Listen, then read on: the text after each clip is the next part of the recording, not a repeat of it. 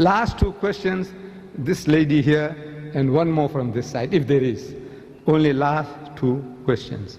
You must appreciate that this is an old machine, 78-year-old, and I have come across, those time barriers, please, have a little mercy on me. Not I'm trying to run away, but this, after all, the body, there's a limit to what it can take. Last two questions, this lady here and one more. Thank you, my sister, please. I thank you that I have the privilege to be here tonight to listen to you. I haven't read the Quran. You've stimulated me. Perhaps I should read the Quran. But I would like to know what you believe with the ascension of Jesus. Do you believe that he actually lived? So then what happened to Jesus if he lived? If he did not die, if he lived? No. The Quranic ayah, the verse that I read to you, the last expression I said was, Bal rafahu Allahu ilayh. But Allah took him up to himself. We Muslims believe that God Almighty took him up, saved him from that ignoble death and nakedness of the cross, because the people on the cross were absolutely naked. They didn't respect you to put a little loincloth around the man. The messenger of God, you say the Son of God, naked and bare before the world, flies buzzing around him. No. God Almighty didn't allow that to happen to his servant, his messenger, Jesus. God saved him and took him up. And I say, he's coming back to just you.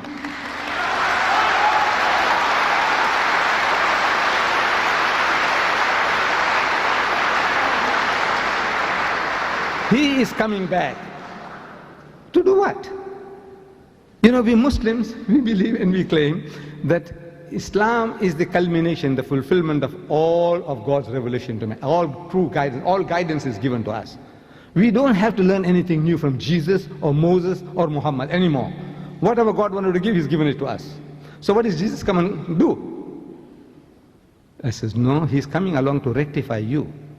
And he's telling you in the Gospel of St. Matthew, he says, many will say to me on that day, in his second coming, on his return, and many will say to me on that day, Lord, Lord, did we not prophesy in thy name, and in thy name cast out devils, and in thy name do many mighty works? They're going to ask Jesus, didn't we do all these things? We built hospitals, orphanages, and we looked after the Aborigines, and we looked after the Maoris, and we looked after the Indians. Yes, all these things we did. We educated all these fools, we civilized them, we cultured them, yes, we did all the things.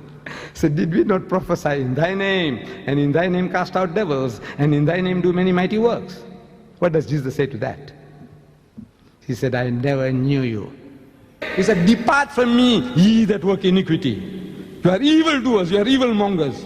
Amazing. You who are working in the name of Christ, looking after the lepers, looking after orphans, Mother Teresa, wonderful work she's doing. By God, I tell you, I bow my head down out of respect for her.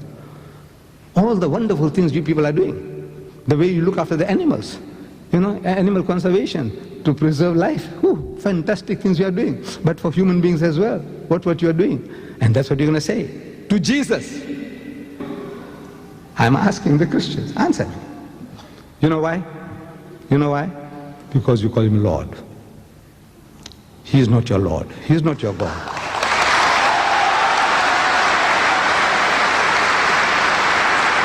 That's the reason. That is the reason. He's telling you, come, I'll teach you how to pray, and pray like this, and he puts the words in your mouth. Like a little baby, like a little child, pray like this. Oh, our Father, which art in heaven, our Father, which art in heaven, including Judas, because Judas was in the group. He's the father of everybody, the sinner and the saint. He's the creator, Lord, cherisher, sustainer. Call him Father, okay. Oh, our Father, which art in heaven, hallowed be thy name, thy kingdom come, thy will be done on earth as it is in heaven. Where did he say the Father of Jesus Christ in heaven? Or Jesus Christ my Lord in heaven? Where?